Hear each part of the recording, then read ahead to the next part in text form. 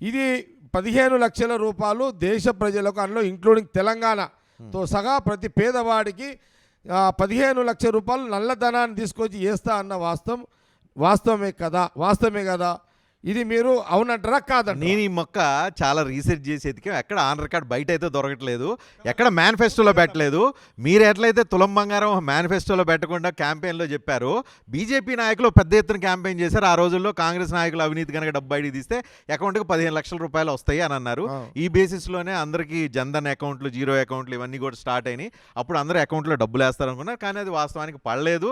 పడకపోయిన తర్వాత వాళ్ళందరూ చెప్తూ వచ్చారు, అది మేము డైరెక్ట్గా ప్రజలు మర్చిపోయారు. వాళ్ళ తర్వాత 2 సార్లు గెలిచారు. ప్రజలు ఓడించి ఉండేవాళ్ళు.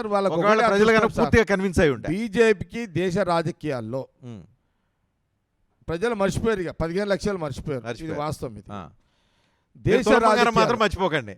లేదు సార్, అది కూడా మీకు చెప్తా.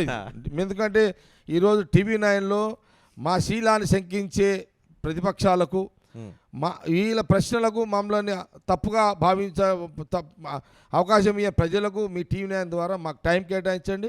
మా ప్రభుత్వం యొక్క అన్ని విషయాలు మేము చెప్తాం సార్, తప్పకుండా చెప్తాను నేను. ఈరోజు కాంగ్రెస్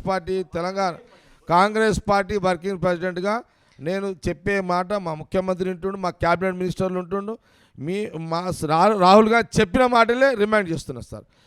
నాకు ఒకటే చెప్తున్నాను, నంబర్ 1 దేశ రాజకీయాల్లో కాంగ్రెస్ బీజేపీ ఈ 2 మధ్యలో నడుస్తుంది సార్. అధికారం వాళ్ళున్నా, ప్రతిపక్షం మేమున్నా, మాకు ఎంపీ సీట్లు తక్కువ ఉన్నా, ఒకసారి ఎక్కువన్నా, ఏదున్నా రాహుల్ గాంధీ, సోనియా గాంధీ గారిది దేశ రాజకీయాలు కీలక పాత్ర సార్. ఒకటే మాట చెప్తున్నాను, మాకు వాళ్ళకున్న తేడా ఏంటంటే కాంగ్రెస్ పార్టీ స్వతంత్రం రాకముందు వచ్చిన కాడి నుంచి ఇప్పుడు కూడా సెక్యులర్ భావాలు,